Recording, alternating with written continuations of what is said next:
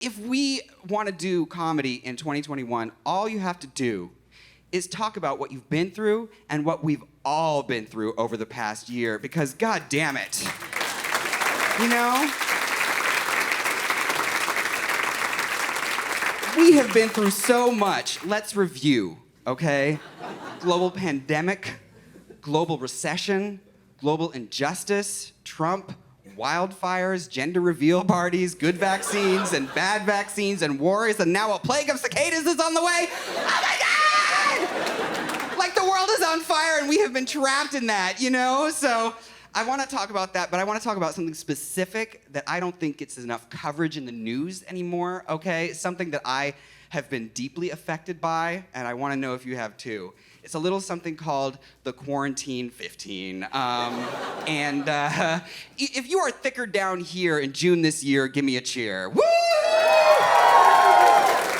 And if you have been desperately trying to work that weight off, give me a cheer too. Yay! God, it's fucking awful. Like, at this point, if I continue, I'm gonna have to refer to 2019 as 7 pounds ago, okay? You know? I had this terrible experience the other day where I was getting ready for a photo shoot and I had this face together like easy, breezy, beautiful cover girl shablam, you know, looking more dewy than a decimal is, and doing a photo shoot because I'm a millennial and that's all we have to offer to the world. Getting ready for the shoot, face looked great, but then I went to put on my little pencil skirt and it was like, skirt! Maybe she's born with it, maybe it's quarantine, you know, I'm like, it won't go up over my thighs anymore. And I did everything. I did like the wiggle, I did like the spawning salmon leap, you know, to like how. And then I caught my reflection in the mirror and it was just very National Geographic to me. Because the skirt squeezing up over my milky white thighs, it just looked like a snake trying to swallow a pig in a Discovery Channel documentary, you know what I mean? Like, how did we get here? Nobody supposed to be here, okay? I used to be so skinny. I used to be a skeleton, which if you're gay is an eating disorder referred to as goals. Yes! But now what? I have gained 36 pounds. 36 pounds. And right? You guys got 20% more for your ticket price. You know what I mean? Like, that's entertainment. Yeah, I just like, it's so fucking awful. Now, every time I get undressed around the apartment, my boyfriend tells me that I am built like, and I quote, the mayor of a small town in a Dr. Seuss book.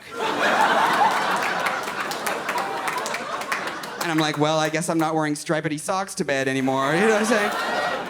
By the way, who had to go through lockdown with a partner? Raise your hand if you had to go through like I see it. Okay, yeah, some of you. It was fucking awful, wasn't it? Yes. I know you can't say it because the moment you do, it's gonna be Who's Afraid of Virginia Woolf all over again at your house. You're like at each other's throat, like, I am the street apartment. But yeah, my partner isn't here, so I can say it clearly. It was fucking terrible. I hated it. You know, I like living with a partner under the best circumstances is awful, you know? Living with a partner is like being haunted. Weird shit appears in your drains. You get woken up by bizarre noises at night. You leave the kitchen for 5 seconds and come back and all the cabinets are open for no reason. And if it goes on for long enough, your parents try to get a priest involved, you know? But living with a partner in lockdown is 1,000 times worse. It's like this show where there's only 2 characters, 1 set, and the only plot development is screaming